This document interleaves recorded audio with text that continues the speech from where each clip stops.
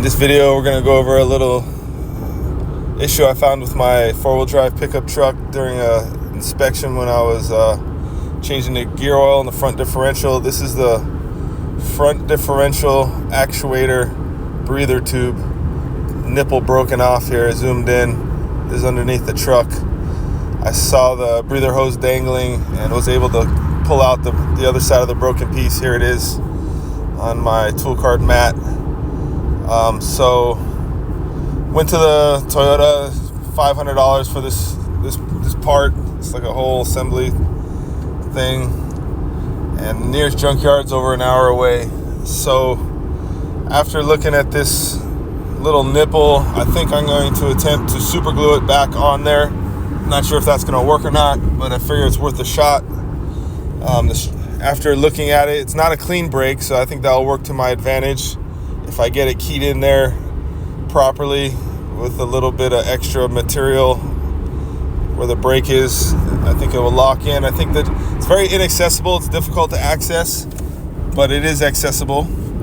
And I think the strategy that's hopefully going to work for me is I've been taking some measurements, so I plan to get some type of long cylinder, preferably of metal or hard plastic, that's 1/16 of an inch in diameter.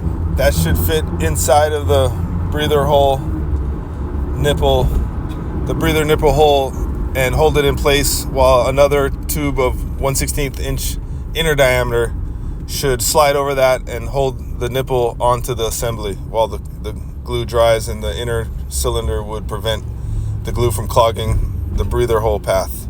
So hopefully that works. Here I'm showing the keyhole, how it broke in a way that hopefully will allow me to glue it back together here.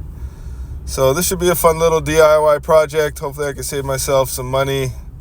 I might end up having to make that hour-long trip to the junkyard. Even though I doubt they'll even have this part. This part's probably one of the first things to go on a four-wheel drive Tundra at the junkyard.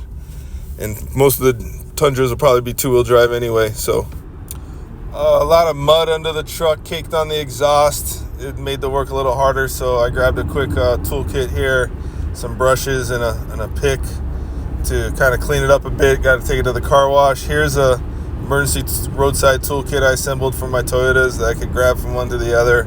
It's got the Allied 19 millimeter and my Master Grip smaller size wrenches I found on the side of the road. So